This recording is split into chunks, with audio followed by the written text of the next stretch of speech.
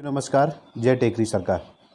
साथियों, गुना में कोरोना का संक्रमण का खतरा लगातार बढ़ता जा रहा है और स्थिति यह है कि लगभग 650 केसेस अब कोरोना के गुना में हो चुके हैं और इन सबके बीच एक बार फिर पूरा शहर गुना के तत्कालीन कलेक्टर रहे एस विश्वनाथन जी और एसपी रहे तरुण नायक जी को शहर याद कर रहा है। दरअसल जब ये दोनों अधिकारी गुना में थे तब इन्होंने उस दौरान बड़ी सख्ती से लॉकडाउन का पालन कराया। न केवल पालन कराया बल्कि दोनों ही अधिकारी बड़े ही ईमानदारी से और बड़े ही चतुराई से पूरे कोरोना के समय में काम करते रहे और यही वजह रही कि उस पीरियड में कोरोना का खतरा शहर में नहीं बढ़ पाया। हालांकि कुछ लोग इस बात से सहमत नहीं होंगे। वो कहेंगे कि उस दौरान चूँकि लॉकडाउन था तो केसेस भी नहीं थे और अब चूँकि लॉकडाउन पूरी तरह से ख़त्म हो गया है, लोगों की आवाजाही शहर में बढ़ गई है और बंदिशें ख़त्म हो गई हैं, तो खतरा बढ़ने से चीज़ें बढ़ी हैं। लेकिन इस बात से भी इनकार नहीं किया जा सकता कि जिस प्रकार से दोनों अधिकारियों ने बड़ी मुस्तैदी से और बड़ी चतुराई से जिस प्रकार से काम किया था, आज उनके नहीं होने की कमी पूरे शहर को खल रही है। और कहीं ना कहीं लोग ये कह रहे हैं कि जिस प्रकार से तत्कालीन कलेक्टर और एसपी ने शहर में काम किया वो काम अब दिखाई नहीं दे रहा है। साथियों, एक बार मैं उन तमाम आंकड़ों पर नज़र डालूँगा कि किस प्रकार से हम इस खतरे की ओर बढ़ते गए और आज हम किस स्थिति में आकर खड़े हुए हैं। साथियों, मार्च और अप्रैल में हम लगातार ग्रीन जोन में बने रहे। मार्च और अप्रैल में कोई एक सिंगल केसेस गुना में कोरोना का नहीं था और जैसे ही मई की शुरुआत हुई तो मई में 6 कोविड-19 के केसेस पूरे ज़िले भर में देखने को मिले। इसके बाद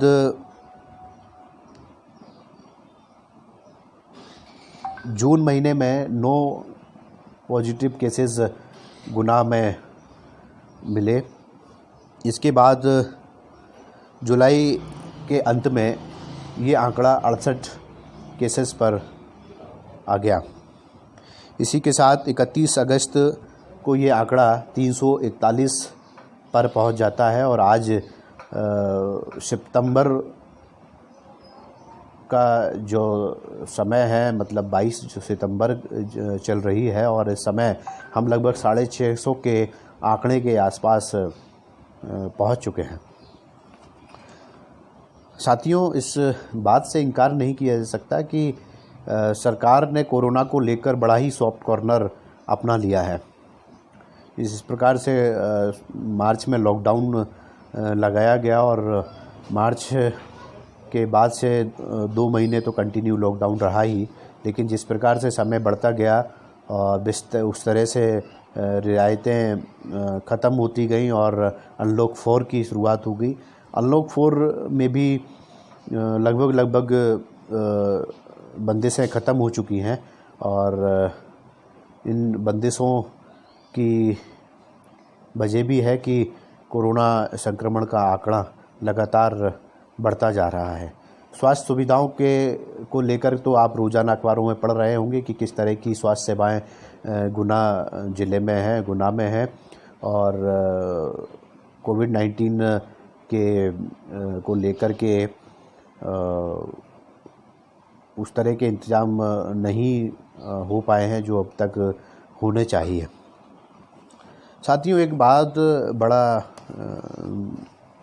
खलती है और यह कहूँ कि इससे बड़ा मन दुखी होता है कि जिन लोगों की रक्षा करना काम होता है, जिनकी जिम्मेदारी लोगों की हिफाजत करना होती है, चाहे वे राजनीतिक पार्टियों से जुड़े हुए लोग हों या सरकार में काम करने वाले लोग हों, या कहूँ कि जो जिम्मेदार लोग होते हैं जिनकी सुरक्षा करना हम लोगों की फितरत होती है या कहें कि जिम्मेदारी होती है, वे लोग भी बड़े मजबूर और असहाय इन राजनीतिक पार्टियों के लोगों के वजह से है।